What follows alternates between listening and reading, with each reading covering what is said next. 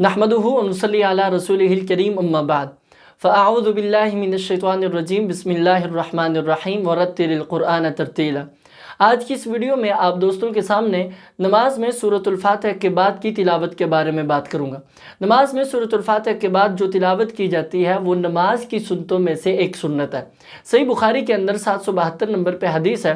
सैयदना हज़रत अबू हुरैरा रज़ियल्लाहु तआला अन्हु बयान करते हैं, व इन लम तज़िद अला उम्मिल क़ुरआन अज्ज़अत, अगर आप नमाज में सिर्फ सूरतुल फातिहा पढ़ते हैं, व इन लम तज़िद साथ किसी दूसरी सूरत को नहीं ऐड करते, यानी कि सूरतुल फातिहा के अलावा कोई और सूरत कुरान से नहीं पढ़ते, अज्ज़अत, तो ये आपकी नमाज के लिए काफ़ी है। व इन ज़िदता फ़हुवा बिखैर, अगर आप सूरतुल फातिहा के साथ कुरान का कोई और हिस्सा भी मिला लेते हैं जो आपको याद है, फ़हुवा बिखैर, तो इसमें आपके लिए खैर है। दोस्तों, इस हदीस से मालूम हुआ कि अगर कभी नमाज में सूरतुल फातिहा के बाद की तिलावत रह जाए तो सजदा सहव नहीं करना, क्योंकि ये नमाज की सुन्नतों में से एक सुन्नत है।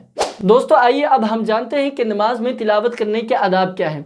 नमाज में तिलावत करने के आदाब में सबसे पहली बात आपने ये याद रखनी है कि जब आप नमाज में कुछ पढ़ रहे हो तो आप अपनी ज़ुबान को हरकत दें। सुनन इब्न माजा के अंदर हदीस मौजूद है और यही हदीस सहीह तरगीब के अंदर भी है। सुनन इब्न माजा में हदीस नंबर है 3793।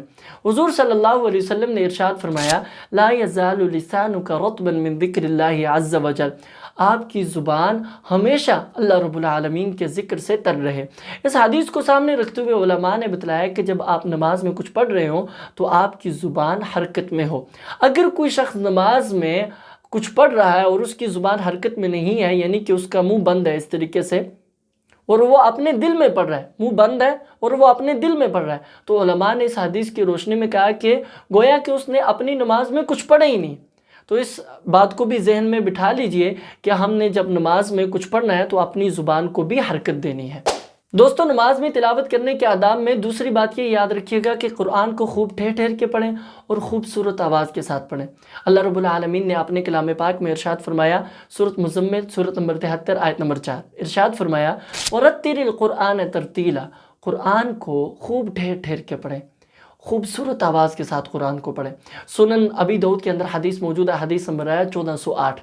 हुज़ूर सल्लल्लाहु अलैहि वसल्लम ने इरशाद फरमाया, ज़य्यिनुल क़ुरआन बि अस्वातिकुम, तुम कुरान को अपनी खूबसूरत आवाज़ में पढ़ो। दोस्तों, इस हदीस से मालूम हुआ कि कुरान को खूबसूरत लहजे में पढ़ना चाहिए, हुरूफ की अदायगी का ख्याल रखते हुए तजवीद के साथ कुरान को पढ़ना चाहिए। अगर आप इस तरीके से कुरान सीख लेते हैं और इस तरीके से कुरान को पढ़ते हैं तो आपकी नमाज में आपको और ज़्यादा सुकून हासिल होगा। दोस्तों, नमाज में तिलावत करने के आदाब में तीसरी बात आपने ये याद रखनी है कि आप नमाज में जो भी पढ़ रहे हैं उसे समझ के पढ़िए।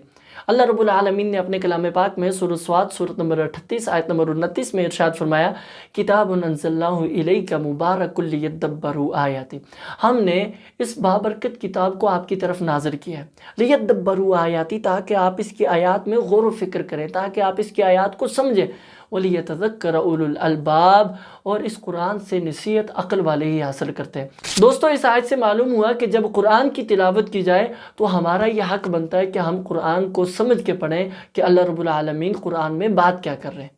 दोस्तों, नमाज में जो भी हम पढ़ते हैं उसे समझ के पढ़ना चाहिए। इस बारे में सैयदना हज़रत अब्दुल्ला बिन अब्बास रज़ियल्लाहु ताला उनका एक कौल आपके सामने रखना चाहूँगा। सैयदना हज़रत अब्दुल्ला बिन अब्बास रज़ियल्लाहु ताला अन्हु इरशाद फरमाते हैं, लैसा लका मिन सलातिका इल्ला मा अक़लत मिन्हा, आपकी नमाज से आपको सिर्फ वही हिस्सा मिलने वाला है जिसको आप समझ के पढ़ते हैं। तो दोस्तों, कोशिश कीजिए कि जो 30वें पारे की छोटी सूरतें हैं ना, उन्हें तर्जमे के साथ याद कीजिए, उन्हें अपनी नमाज़ों में पढ़ें, ताकि आप जो पढ़ रहे हैं उसे आप समझ भी सके, उस पर आप गौर भी कर सके। दोस्तों, इस वीडियो की आखिरी बात मैं आपके सामने रखना चाहूँगा कि अगर नमाज में तिलावत करते वक्त कोई खलल पैदा हो, यानी कि हम एक ऐसी सूरत जिसे हमने कई बार पढ़ा है, हम उसे पढ़ रहे हैं लेकिन हमसे पढ़ी नहीं जा रही, तो ऐसी सूरत में हमें क्या करना चाहिए, शरीयत ने हमारी क्या रहनुमाई की है। सही मुस्लिम के अंदर 2203 नंबर हदीस है। सैयदना हज़रत उस्मान बिन अबिल आस रज़ियल्लाहु ताला अन्हु ने इस बारे में हुज़ूर सल्लल्लाहु अलैहि वसल्लम से सवाल किया, अल्लाह के रसूल सल्लल्लाहु अलैहि वसल्लम, जब मैं नमाज نماز پڑھ رہا ہوتا ہوں نا تو میری نماز کے درمیان اور میری قرات کے درمیان نا شیطان حائل ہو جاتا ہے اور مجھ پر میری قرات میری نماز خلط ملط کر دیتا ہے۔ حضور صلی اللہ علیہ وسلم نے ارشاد فرمایا ذاک شیطان یقال له خنزب، یہ شیطان ہی ہے، اسے خنزب کہتے ہیں۔